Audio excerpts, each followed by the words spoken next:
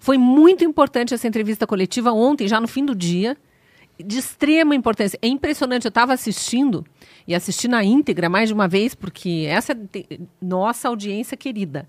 Depois que terminar o Sem Rodeios, vocês procuram o site da Câmara dos Deputados, assistam a essa entrevista coletiva na íntegra, 40 minutos, não me engano, não lembro exatamente quanto tempo tem de duração, porque são mais de 20 deputados ali, não são todos que falam, mas uma parte considerável deles fala, e mesmo a gente que acompanha e que denuncia e que dá espaço e dá voz para os censurados há anos, e somos difamados pela mídia picareta, pelas agências de picaretagem e pela mídia pichuleco, como se nós estivéssemos inventando uma ditadura da toga, teoria da conspiração, que é isso, censura, isso acabou. É aquela historinha, né? Comunismo não existe mais, aquele papinho para militonto ficar se alimentando de narrativa. Mas até para nós é surpreendente quando a gente vê todos juntos mais de 20 parlamentares. 20! E eu não vi ali, por exemplo, o senador Marcos Duval, que foi duramente castigado por essa ditadura da toga, está até hoje com as redes sociais bloqueadas, sem os seus dispositivos eletrônicos, invadiram a casa dele, o gabinete, com requintes de crueldade, né? No caso dele, foi no dia do aniversário dele. É para espizinhar mesmo. É coisa de gente perversa, de psicopata mesmo. É assim que a ditadura da toga opera no país. No tribunal aparelhado por Lula e Dilma, porque a gente nunca pode deixar de mencionar isso. Isso precisa ser dito 1 milhão de vezes, para ver se a gente salvar um militonto da ignorância, a gente já salvou o Brasil. Porque tem gente que ainda não se deu conta que a gente só está vivendo essa ditadura e esse nível de censura por culpa de Lula e Dilma. Ah, mas foi o Temer que indicou o Alexandre de Moraes. Primeira coisa, Temer é Dilma, Temer é PT. Temer se elegeu na chapa da Dilma. Então, quem elegeu o Temer foram esses militontos que agora ficam aí dizendo que nós somos teóricos da conspiração, inventando que há censura no Brasil. Bom, eram 20 parlamentares, o Marcos Duval não estava ali, tem outros senadores também que já sofreram censura em algum nível, também não estavam ali. Estavam ali Rogério Marinho, falou, inclusive, estavam ali muitos deputados, André Fernandes, Gustavo Gayer, Nicolas Ferreira, Marcel Van Hatten, que é quem abre e quem encerra a entrevista coletiva, Felipe Barros como líder da oposição, Carol de Tone, não vi a Carla Zambelli também, que é uma extremamente censurada, mas enfim, muitos, Ottoni de Paula, muitos censurados ali, e cada um trazendo à tona mais uma coisa. A deputada Bia Kicis fez um discurso fortíssimo. A gente vai exibir alguns trechos daqui a pouco aqui para dar uma temperada, um gostinho para vocês. Depois assistam na íntegra. É importante ver o que os parlamentares estão dizendo e o nível a que chegou a indignação, finalmente, né? A indignação parlamentar. Esses todos que eu estou citando, sozinhos, ou em duplas, ou em trios, já vinham falando e denunciando muito duramente. Há anos a ditadura da toga. Só que juntos eles têm mais força. E o que a gente percebe é que antes dessa era Twitter Files Brasil, aí, das últimas 3 semanas, o envolvimento do Elon Musk no denunciar da censura no Brasil e tudo mais, o acordar, o despertar do resto do mundo, mais jornalistas estrangeiros, americanos, italianos, o próprio Sérgio Tavares de Portugal denunciando a ditadura da toga lá fora, o que a gente vai vendo é que os parlamentares, assim como o próprio povo brasileiro, vão perdendo o medo. Porque a primeira coisa que o censor faz é impor o medo e o silêncio. Depois ele vai estendendo os tentáculos e avançando até que a ditadura esteja completamente instaurada no país. E aí eles avançam por outras áreas, né? Desarmamento, um monte de outras coisas no paralelo aqui para deixar a população completamente desguarnecida e a democracia finalmente virar só uma palavrinha como na China, a República Democrática da China, que o Lula e a Gleice tanto veneram, né? Mas aí o que eles diziam? A Bia Kicis foi ali e falou e meteu o dedo na ferida e ainda cutucou. Ela disse, vocês da imprensa são parte do problema. Vocês que passaram os últimos anos aplaudindo o ditador são parte do problema. Vocês da imprensa, ela foi ali, só não nominou os jornalistas e os veículos, mas a gente imagina quem eram os jornalistas e os veículos que estavam representados ali, né? Muitíssimo importante o que foi colocado. E uma cobrança muito forte, tardia, mas de forma coletiva, assim tardia, mas finalmente veio, sobre Rodrigo Pacheco e Arthur Lira. Então, hoje, tudo que eu gostaria de fazer se eu estivesse em Brasília era colocar um microfone para um desses dois cidadãos falarem, especialmente o Rodrigo Pacheco. A gente não viu declarações deles ainda, mas vão ter que vir a público.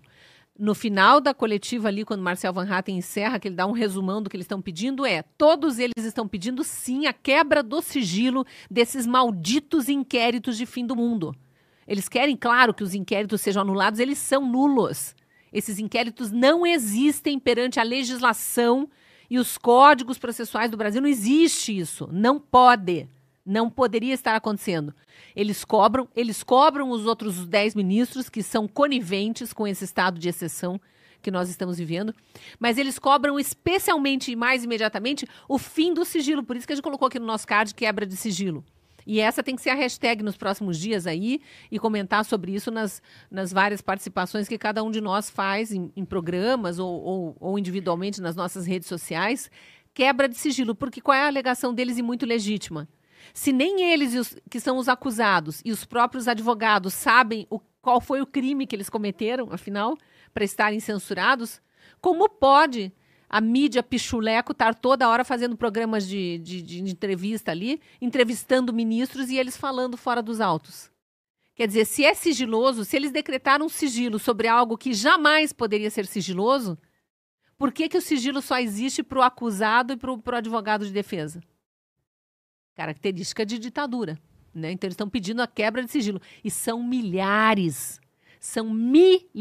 de pessoas. No outro dia uma amiga minha petista disse, quem são essas centenas de exilados que você tanto fala? Eu disse, eu não vou te nominar, porque eu não confio para onde que essa informação vai vazar. Não estou dizendo que você vai dedurar para perseguir essas pessoas, porque eu conheço a sua índole e é boa. Mas por ideologia cega, você vai comentar em algum reduto petista, essas pessoas podem ser ainda mais perseguidas. Porque tem muita gente que está exilada e que está aparecendo em programas e participando, mas que a audiência sequer sabe que estão fora do Brasil. Mas que se exilaram, alguns saíram com a roupa do corpo no dia 31 de dezembro de 2022, porque ninguém sabia o que iria acontecer, ou todos já imaginávamos o que poderia vir a acontecer a partir de 1º de janeiro de 2023, quando o Lula assume. E, de fato, houve pedidos de demissão na Jovem Pan, descarados, que aconteceram. Houve depois pressão, a Jovem Pan virou o que virou, estou citando só um veículo aqui. Tentativa de mordaça em cima da Gazeta, da Revista Oeste, dos vários veículos independentes de direita ou conservadores, ou os mais apegados ao jornalismo raiz, que é o jornalismo que vai atrás da verdade, não fica desvirtuando os fatos para inventar uma nova narrativa e tentar orientar a opinião pública de maneira errada. Então, a gente viu tudo isso acontecer e muita gente continua exilada, não quis voltar, porque não sabia o que poderia acontecer aqui. E a gente sabe o que aconteceu. Censura, desmonetização, bloqueio de contas, anulação de passaporte, retenção de passaporte, prisões ilegais, tortura psicológica. A lista de ilegalidades e de crimes mesmo, abuso de autoridade, é imensa. Eu falei no outro dia e repito. Para mim, a hora que de fato forem instalar a CPI do abuso de autoridade, que aliás ontem foi relembrada de novo, se não me engano, pelo deputado Gustavo Gaia, e forem apurar a fundo e pedir o indiciamento de determinadas autoridades, se a justiça tiver restabelecida, o Estado de Direito tiver retornado ao Brasil, Alexandre de Moraes, mas vai deixar Sérgio Cabral no chinelo. Mas no chinelo. A pena que pode cair sobre ele pela quantidade de crimes. Você pensa que para cada preso político é um abuso de autoridade. Porque o Sérgio Cabral pegou 425 anos de cadeia pelos crimes cometidos na Lava Jato, porque houve lavagem de dinheiro inúmeras vezes. Houve corrupção inúmeras vezes. Formação de quadrilha inúmeras vezes. Quando vai somando, é a tal da dosimetria da pena e vai somando ali, 425 anos.